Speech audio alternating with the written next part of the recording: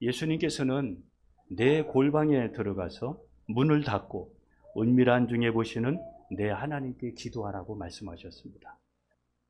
골방에서 은밀한 중에 계시는 하나님께 기도하라는 말은 교회에서 기도하거나 교회에서 부르짖어서 기도하는 그 기도를 금하는 것이 아니라, 골방이라는 말은 문자 그대로 아무런 방해를 받지 않고 하나님과 나와 단둘이 상대하는 그 공간을 골방이라 이렇게 말합니다.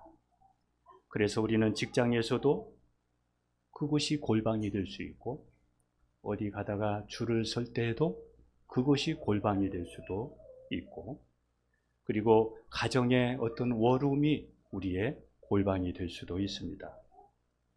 예수님께서도 번잡한 곳을 피하여 산이나 들로 가셔서 기도하셨습니다. 사역을 열심히 하시다가도 오직 하나님만 바라보고 하나님께 기도하는 그 시간을, 골방을 가지셨습니다.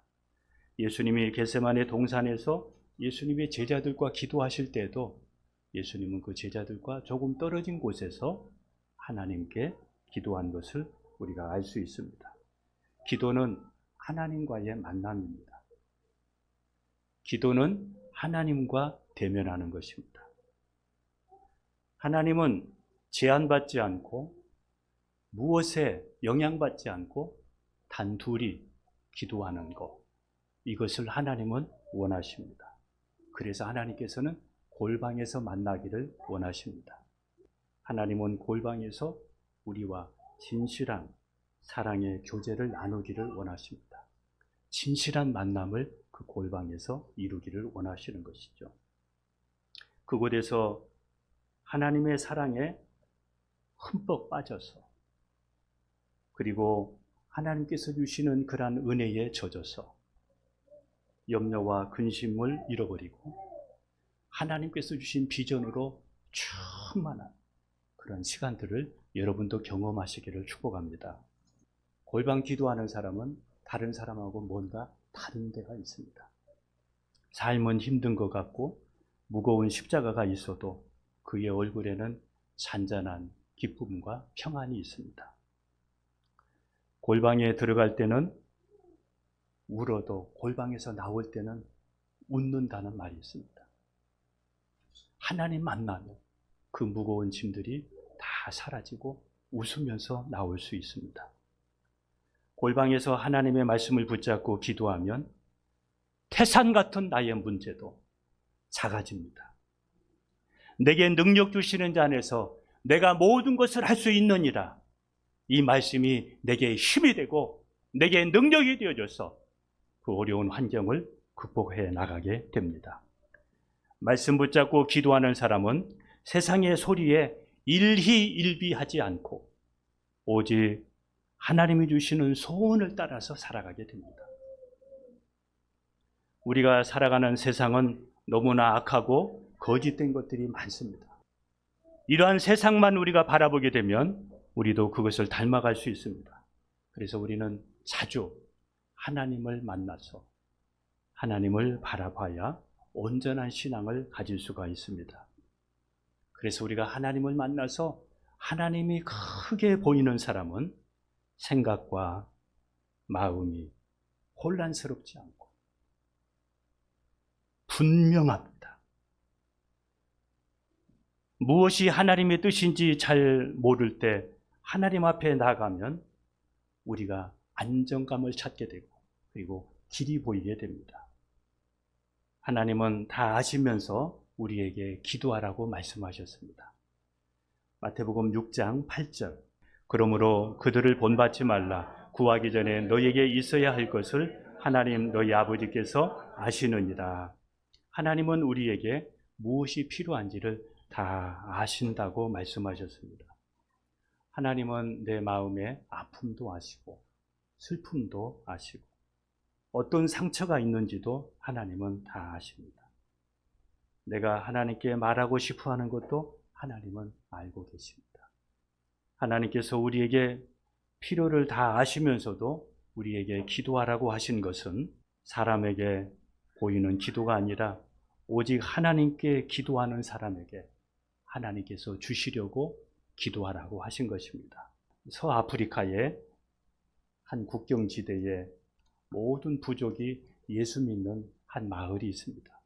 토담으로 지은 작은 교회가 하나 있습니다. 그런데 이 작은 교회에는 기도할 수 있는 방들이 적어서 사람들이 기도하고 싶어서 산에 집을 지었습니다. 기도의 방을 만들었습니다. 사람들이 어찌나 기도를 많이 했든지 얼마 안 되어서 그 산에 기도 방을 향해서 가는 길이 잡초가 없어지고 우거졌던 숲에 길이 나게 되었습니다. 그런데 기도를 소홀히 하면 금세 잡초가 자라고 길이 보이지를 않았습니다. 마을 사람들은 기도의 원두막으로 가는 길에 잡초가 자랄 때와 그리고 길이 선명할 때 자신들이 삶이 달라진다는 것을 알게 되었습니다. 그래서 잡초가 자라려고 하면 의식적으로 더 자주 기도하러 갔습니다. 그들은 누군가 얼굴에 근심이 보이면 형제여, 기도의 오솔길에 잡초가 자라고 있는 것 같습니다. 그러면서 그들에게 기도를 함께 격려했다고 합니다. 우리가 기도를 계속하고 기도의 감사함으로 우리가 깨어 있어야 되는데 그렇게 하지 못하는 것은 하나님의 섭리를 믿고 기도하지 않기 때문입니다. 우리가 하나님의 뜻을, 하나님의 섭리를 따라서 살아가야 되는데 그렇지 않기 때문에 쉽게 포기하게 되는 겁니다. 요셉처럼 하나님이 왜 나를 형제들에게 버림받게 하고 왜 나를 감옥에 가게 하시는지 이해할 수가 없을지라도 말씀과 기도로 영적인 내공이 우리가 점점 깊어지다 보면 하나님의 섭리를 깨닫게 되고 그리고 요셉처럼 반드시 하나님 앞에 크게 쓰임받게 됩니다. 지금 우리에게 중요한 것은 우리의 문제 해결이나 우리가 원하는 것보다 말씀과 기도가 여러분에게 필요할 수 있습니다. 저는 10여 년간 제가 연단 받은 적이 있습니다. 방 안을 왔다 갔다 하면서 창문을 내다보면서 그런 시간들이 많아졌습니다. 그러다가 말씀 붙잡고 기도하는 시간으로 바뀌었습니다. 하루에 10시간 이상씩 말씀 연구하고 말씀 읽고 기도하면서 그런 시간이 10여 년이 거기서 지났습니다. 말씀 붙잡고 정리하고 그 정리된 말씀으로 기도하니까 저에게 영적인 내공이 쌓이게 하셨습니다. 저에게 하나님께서 많은 은혜를 주셨고 그때의 그 시간들이 저를 여기까지 있도록 만들었습니다. 예수 믿고 천국 가는 신앙이 기독교의 핵심인데 요즘 이것을 가볍게 여기고 있다고 합동신학교 교수 김추성 교수가 이렇게 말한 것을 봤습니다. 영원한 지옥의 형벌을 받을 사람이 천국 시민이 됐다는 것보다 더 놀라운 진리가 세상에 없는데 이것을 하찮게 여기고 사람들이 살아가고 있다는 것입니다. 그런데 언제부터인가 말씀과 기도를 가볍게 여기고 물질적인 사람으로 사람들이 변해가고 있습니다. 그게 저와 여러분일 수 있습니다. 말씀과 기도를 가볍게 여기는 사람은 대대로 하나님을 경외하는 가정을 만들 수가 없습니다. 우리 가정의 믿음의 대가 언제 어느 순간에 끊겨질 수 있습니다. 지금 여러분의 가정을 한번 돌아보십시오. 여러분의 가정의 신앙은 건강합니까? 여러분의 자녀들의 신앙은 건강합니까? 무엇을 위해서 우리는 살아가고 있는 것입니까? 가정예배, 개인예배, 말씀과 기도는 기독교의 핵심입니다. 하나님의 뜻대로 살기 위해 말씀과 기도의 골방에서 성경을 연구하고 그 말씀대로 살기 위해 기도해야 되는데 이것을 하지 않기 때문에 다른 일로 우리가 바쁘게 비정상적으로 우리가 살아갈 수가 있습니다. 예수님을 나의 주인으로 믿고 개인 예배, 가정 예배 드리고 말씀과 기도로 신앙을 지키고 싸우면서 그리고 내 신앙을 지키면서 현재와 미래의 교회, 내일의 교회와 선교지를 지키면서 기도하면서 이렇게 살아가는 그루터기가 되고 남은 자가 돼야 되는데 다른 것에 관심을 두고 산다면 이것이 세속화요, 이것이 타락입니다. 그런데 자신이 세속화되고 본질에서 벗어난 것을 모르고 하나님이 왜 내가 원하시는 것을 안 주시는지 오히려 하나님께 원망하고 하나님께 불평하는 사람들이 많이 있습니다.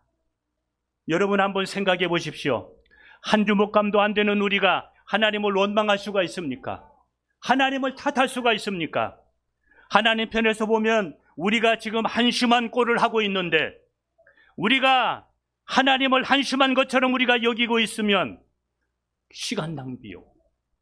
그리고 말씀과 기도의 골방에서 말씀과 기도로 우리가 적극적인 우리가 내공을 쌓지 못하고 인생을 허비할 수가 있습니다. 성도는 영적인 내공이 있어야 합니다. 말 한마디, 표정 하나에도 영적인 내공이 있어야 됩니다. 우리가 사람들하고 인사 하나 하더라도 하나님의 사람이라는 영적인 내공이 그 안에 있어야 합니다. 성도의 내공은 말씀과 기도에서 나옵니다. 말씀과 기도의 골방은 심지에 불을 붙이는 것과 같습니다. 그래서 전도의 사람으로 하나님의 사람으로 변하게 될 수도 있고 누가 나와 우리 가정의 영적인 어둠을 몰아내고 누가 나와 우리 가정을 빛으로 인도할 수가 있겠습니까? 우리가 영적인 내공이 있어야 그렇게 할 수 있습니다. 영적인 내공은 말씀과 기도에서 시작이 됩니다. 내공과 영성을 저는 이렇게 생각합니다. 의미 없이 지나가는 것들을 의미 있게 챙기는 것이 바로 내공이고 영성이라고 생각합니다. 의미 없이 지나가지 않기 위해서는 우리가 말씀과 기도로 깨어 있어야 가능합니다. 내공과 영성은 자신을 섬세하게 말씀화하는 것이라고 생각합니다. 말씀과 기도로 하나하나 나를 바꾸고 버릴 것을 버리고 나를 섬세하게 하는 것이 곧 내공이고 영성입니다. 언어에도 말씀과 같고 생각도 마음도 말씀과 같고 나의 삶이 말씀과 일치하도록 하는 것, 이것이 바로 내공이고 영성입니다. 여러분, 죄를 두고서는 신앙이 깊어질 수 없고 기도에 응답을 받을 수도 없습니다. 하나님과의 관계 여러분 회복하십시오. 말씀과 기도로 여러분 회복하십시오. 관계를 회복하기 위해서는 여러분 죄를 회개해야 됩니다. 말씀과 같지 않는 내 삶을 회개하십시오. 하나님께 염치가 있어야 자신감을 가지고 기도할 수 있습니다. 하나님이 원하시는 삶을 시작해 보십시오. 하나님의 말씀대로 여러분 한번 시작해 보십시오. 하나님이 원치 않는 일이 있다면 여러분 떠나십시오. 생각에서도 여러분의 마음에서도 삶에서도 여러분 떠나십시오. 그리고 하나님이 원하신다면 그 말씀이 여러분의 삶이 되게 하십시오. 요한일서 3장 21절, 22절을 함께 보겠습니다. 같이 갑니다.